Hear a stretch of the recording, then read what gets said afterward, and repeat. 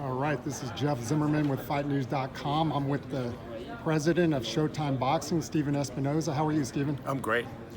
So you're here in Arlington, back in Texas, another big fight in the Lone Star State. How excited are you for Spence and Ugas? Look, fans always say they want the best versus the best. I mean, that's what we as the network want as well, and here we have it, undoubtedly. Two of the top 2 or 3 welterweights in the world, and a great style matchup, and a great matchup of 2 really inspirational stories. So this fight has everything. Now, when Spence got the initial eye injury and had to pull out of the Pacquiao fight, what was your first thought? My first thought, unlike his, was, is this the end of the career? Because there's a long list of fighters who have had to retire because of retina injuries or eye injuries in particular. So, look, science has come a long way. Clearly, depending on the injury, it's not sort of the death sentence to a career that it once was. And fortunately, this is one case where Errol could continue. I mean, there were a lot of medical exams, and it was examined and re-examined and re-examined to make sure that this was a safe decision for him. But everyone's satisfied that he can continue safely, and boxing is the better for him. Are you surprised, though? Spence, I mean, he's made good money. He's been a champion. He's got a young family coming on top of the accident. Like, where's that hunger coming from? Have you ever seen a fighter like him? No, and the funny thing about it is, with a little bit of the Texas drawl and his laid-back attitude and sort of his own sort of humility and modesty, you may not, immediately identify that hunger, that determination, that passion. But you talk to him for a little bit and you start to study the way he's gone about his career. There's clearly, a deep hunger, and still a hunger at this point. And whether it's, becoming undisputed or maybe moving up to 154, both of which he's mentioned, there's clearly a hunger for more achievement at this point. Obviously, he mentioned becoming undisputed. What would it mean to have a fight of that kind of caliber on Showtime for the undisputed welterweight champion of the world? Look, undisputed fights are always great. The reality, is this fight is one of the biggest fights. Like, this is a 3-belt fight. Undisputed is great. It's great to add the 4th belt, and there's a certain status to this. But this is a phenomenal fight in itself. So, like Errol, I really don't want to start looking and saying, well, what could happen X, Y, and Z? We got a great fight, 3 belts. Let's enjoy it and savor it. He has an old nemesis, though. I know you don't want to look ahead in Keith-Thurman. I remember talking to EJ when he was about 15-0, and he made the comment that Keith thought he was the big bad wolf, and kind of got dismissed there. And now the tables have turned. But just from a storyline perspective, and you guys tell stories like the best. How cool would that fight be?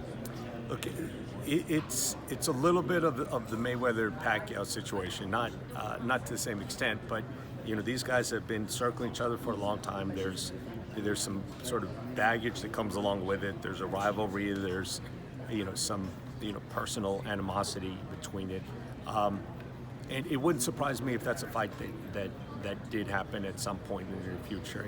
I don't know more than anybody else, but there's I think a score to settle there. So with Keith coming back on the scene, looking good, that's certainly a really mouth-watering option in the near future. Now, Showtime has obviously been around forever, but now you got all these other entities like DAZN and ESPN Plus, and Fox is still out there. What is your take on the health of boxing and where Showtime fits in the picture? Well, the reality is boxing is as healthy or healthier than it's ever been, and as much as maybe we would like to have all the good fights and all that, it is good for the sport that there's more than one outlet supporting the sport. I mean, the sport couldn't survive on Showtime alone. So I think as a sort of conceptual thing, it's great to have everybody in it. And that's assuming that we're all in it for the same motives, to uplift the sport and to treat the sport with the dignity and the respect. If you're getting into the sport just because you're launching a streaming business and boxing's available, or you're getting in just to have filler programming, then that's not something that's good for the sport. And we've seen those. I'm not going to name names, but there are others that have come into the sport and seen either maybe this is a way to make a quick buck, or it's cheap programming, or it's something that I can get into easily that doesn't cost $1 billion like NFL or soccer rights. But I think that's what makes our participation so valuable. We've been in this sport for 35 years. We're doing it for the right reasons. We're trying to uplift the sport, to organize the sport, and to bring the best out in the athletes in the sport itself. And as long as there are others who are willing to work toward that, then we welcome them into the sport. And you had an amazing weekend last weekend with some crazy upsets. Give us your thoughts on that. Well, it was an intentional strategy. I mean, we opened up that 3-fight card with a world title fight in the opening fight. And that's, again, another thing that we are looking more closely about is, again, we have some networks and some platforms that will give you one good fight at the top of the card, and the rest is junk. And that's not our strategy. That's not what we're going to do. We're going to go the other way. We'll open with a title fight, and come back with a really mouth-watering fight in the middle fight, and then have an eliminator like this past weekend for the main event. So this is, if we're going to go to all the effort of going out and covering an event, and we're asking viewers to tune in, the least we can do is deliver them quality from top to bottom. So we certainly, I think there's a little bit of a habit in boxing that to some extent some fans have been sort of trained to sort of ignore everything but the main event. And we're trying to break that trend. We're trying to get people back and say, look, all 3 televised fights are going to be really high quality, meaningful fights. And there's going to be some good stuff on the non-TV portion as well. Let me ask you this, Stephen. You bring up a good point, right?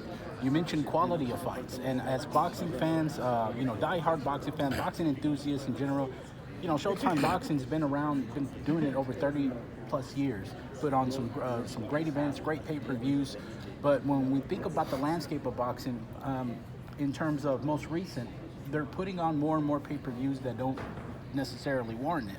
Not necessarily with Showtime, but what do you think, or how involved can you be with regards to how to break that trend, to make the best fights, and getting the Errol Spence versus Crawford, or getting the Benavidez versus Charlo, and fights like that? Like how involved are you in that aspect?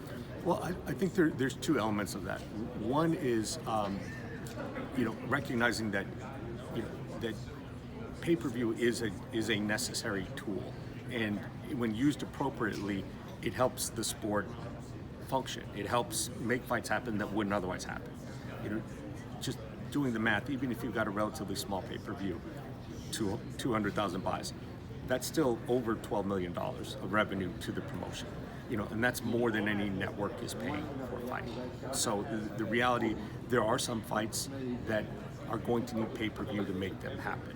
Now, the problem is when you're asking people to pay filet mignon prices and you're giving them ground beef. I mean, that is the problem. And it's certainly our desire and our goal every single time to avoid that.